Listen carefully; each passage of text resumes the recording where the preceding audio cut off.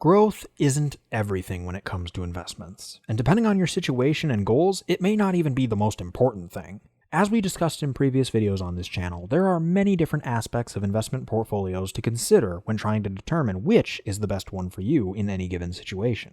Growth is one of those aspects, and it certainly is an important one, but there's also other things like the portfolio's dependability, its consistency, its tranquility, its resiliency to take into account. We didn't have time to dive into the actual numbers too deeply in my previous video examining those aspects, so that's what we're going to do today. Today, we're going to be taking a closer look at a portfolio's dependability specifically, and show why growth isn't always everything when it comes to investing. But before we get going, be sure to like this video if you haven't already, as it really does help out the channel a lot, and subscribe with notifications on for more money-related videos like this one every single week. And if you want to further support this channel, you can check out some of the links I've left in the description below, which includes a link to the investing platform M1 Finance. Get started investing for free today. So in order to illustrate why the growth implied by the average return figures can be misleading, there are a few things we're going to need to put into perspective first. Those things are how timing and the behavior gap can impact growth, and how unexpected events can throw all those average return figures completely out the window. So the first thing that can affect growth is the time frame during which you're actually investing. This is covered in something known as the sequence of return risk, and we've covered it quite extensively in other videos already, so I won't spend too much time on it today. The basic idea behind sequence of return risk is that any investment is going to see its returns fluctuate to some degree over time. And particularly over the short term, the returns of your portfolio can stray pretty darn far from the implied long-term average. An 8% average annualized return doesn't mean that your returns are going to be 8% on the dot every single year. You might get 20% one year, 2% the next, then lose 10% before recovering with another 20% gain. Just as a real-world example, take Vanguard's S&P 500 index fund, which has had an average annualized rate of return of a little over 10% per year from 1980 through 2019, assuming you reinvested dividends. However, the index actually lost money in the 2000s. That's an entire decade gone with essentially no benefit from staying invested. And considering that our working and investing lives generally only consist of maybe a handful of decades at most, that's quite a long time to go without seeing any tangible reward for our patience and diligence. So it should come as no surprise to anybody that this sort of volatility dragging down the growth of our investments can often lead to another factor affecting the long-term growth of our portfolios. Because the second thing that can affect growth is how we react to the performance of our investments. The behavior gap is the term often used to explain why average investor returns often trail the average returns of the investments that they put their money into. This is often because we, as investors, have a tendency to buy or sell investments at less than ideal times. For instance, when tech stocks were growing like crazy in the 1990s, there were a lot of people who were trying to get in while the getting was good. Of course, we know how that eventually ended. The bubble burst, and those who either bought late in the cycle or failed to sell in time saw their portfolios take some pretty massive hits. That's not to mention those who may have given up some gains in any previous investments that they may have held and sold in order to buy into the tech bubble in the first place. Some may have even been so spooked by the experience that they didn't get back into the markets fully, or even at all, and therefore didn't get to fully participate in the eventual recovery, which is also a form of an investor's loss relative to the investment's performance. We see similar stories playing out in nearly every market downturn and every market run-up. And it's important to note that even if these run-ups and downturns don't come around every single day, and even if investors only miss out on a small portion of the good or bad days, it can still make a massive difference in the growth of our nest eggs over the long term. We saw that in another video recently on the channel where we looked at what would have happened if you missed the 10 best and worst days of the stock market. In the example in that video, a hypothetical investor who missed just the 10 best days of the market over the last 40 years or so could have missed out on almost half of their potential growth, which is just crazy if you ask me. A similar story in reverse was seen if the investor was lucky enough to miss the 10 worst days of the market. Admittedly, we don't all experience the effects of the behavior gap equally. Some true blue buy and hold investors are able to ride out the ups and downs of the market, and thus their investor returns are often pretty darn close to the returns of the investments that they put their money into. But it is a phenomenon that affects many investors around the world, so it is still worth noting. A third thing that can affect the growth is our own individual circumstances. Sometimes life happens, and even if we have a fully funded emergency fund, as we should, sometimes we find ourselves in a situation where we need to sell some of our investments to get by in the here and now. It's unfortunate, but it does happen. And sometimes those things can seem to happen at the worst possible time.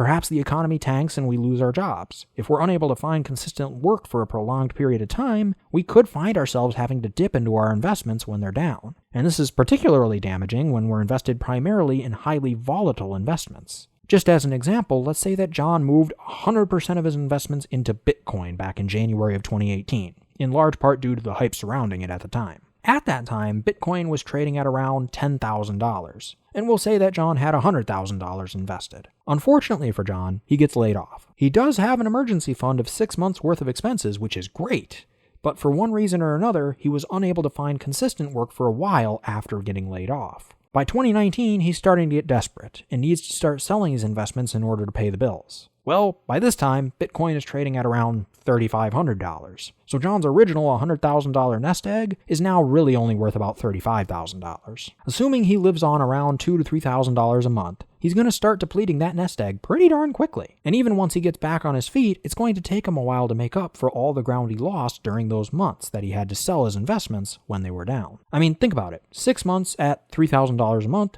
is $18,000. That leaves John with a $17,000 nest egg. If Bitcoin recovered to the previous $10,000 level, John's nest egg at that point would still only be worth about $48,500. If instead John had stuck with a more dependable portfolio, say a 50-50 mix of stocks and bonds, his losses during that time probably wouldn't have been nearly as severe, and his recovery would put him much closer to where he started. Say during that time frame when John was unemployed but not yet selling his investments, stocks fell by 10%, and bonds rose by 5%. John's $100,000 nest egg would then be worth around $97,500. John withdraws $3,000 a month for 6 months, leaves him with a little under $80,000 left over. Once the market recovers to its previous state, he's sitting at around $81,000, $82,000. That's quite a big difference if you ask me. And what's nice is even during the roughest economic times, you'll rarely see those more balanced portfolios take huge dives like the 65% drop we saw from Bitcoin over the course of a year or two.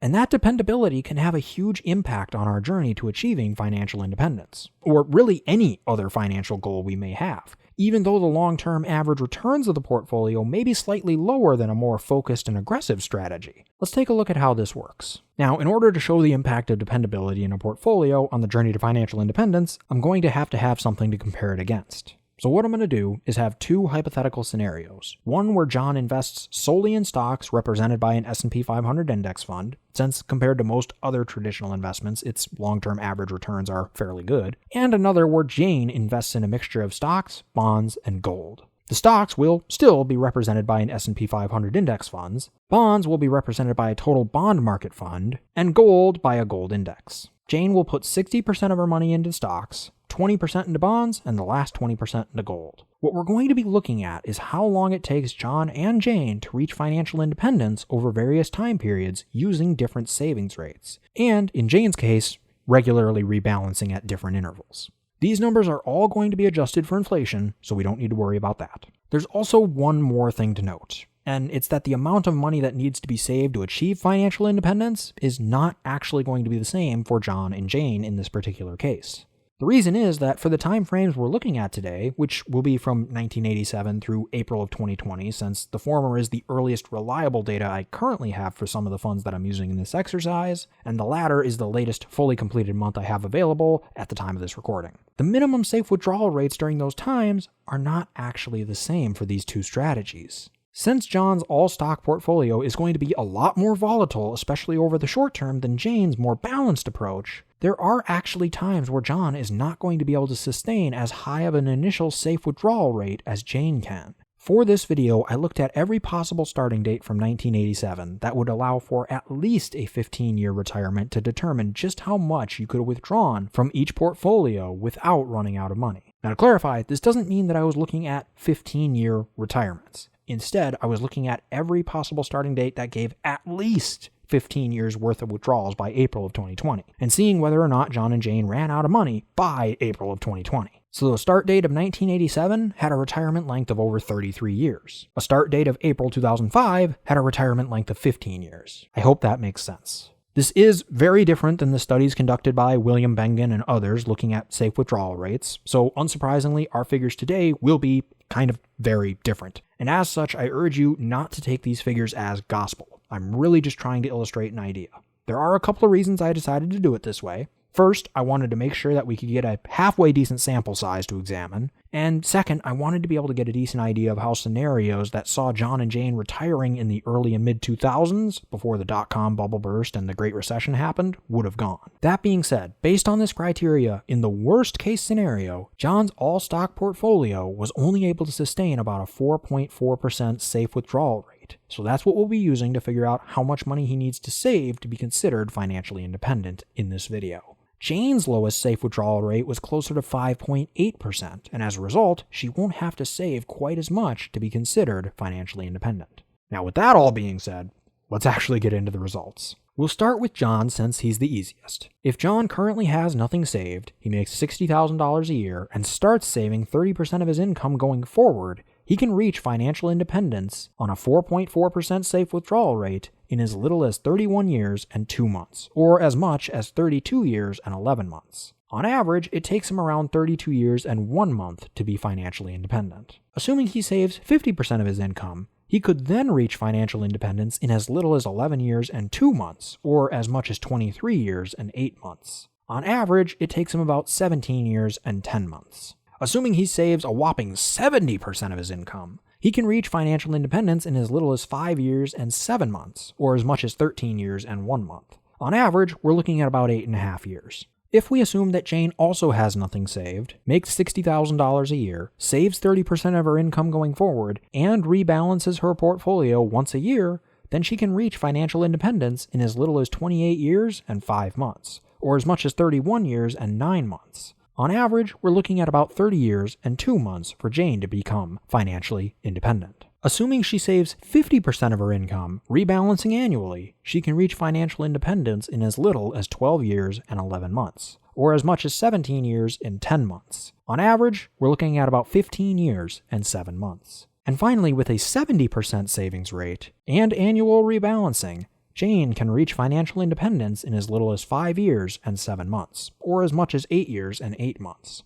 On average, it takes her about 6 years and 11 months. What we notice immediately is that even though John is investing solely in an asset class with the highest long-term average annualized return, it's actually Jane that ends up achieving financial independence sooner in most cases. And with few exceptions, she also has the best case scenario and the best worst case scenario as well. This is partly because she doesn't need to grow quite as large of a nest egg, but particularly in cases with lower savings rates, it's also because she doesn't have to deal with as much volatility. We also notice that Jane reaches financial independence more frequently than John. With the 30, 50, and 70% savings rates, John reached financial independence in 24, 234, and 312 of the possible starting dates respectively. Jane reached it in 58, 244, and 323 of those dates. The difference is less noticeable when their savings rates are at or above 50% of their income, but when you get into the more normal savings levels, the differences are quite stark.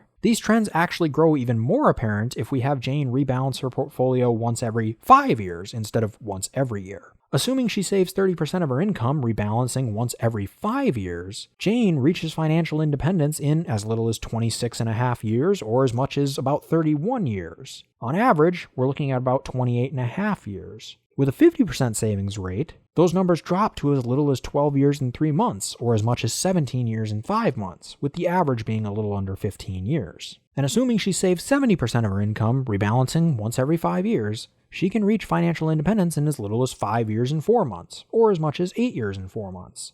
On average, we're again looking at about 6 years and 10 months. Now, there are some diminishing returns with the less frequent rebalancing eventually, but it is interesting to see the difference it made when compared to rebalancing annually, particularly at the lower 30% savings rate. The frequency with which Jane was able to reach financial independence when rebalancing once every 5 years was also slightly improved, with 73, 252, and 324 of the starting dates resulting in a successful journey under the 30, 50, and 70% savings rate scenarios, respectively. So there you have it. Jane manages to reach financial independence, or really any savings goal she may have, quicker, more frequently, and with less day-to-day volatility-induced stress than John, even though she was investing more of her money into assets that traditionally produce lower long-term average returns. It's a pretty unintuitive idea, but if you do it right, it can work. It all comes down to the miracle of regular rebalancing between assets that don't always move in the same direction, or at least with the same intensity, as others,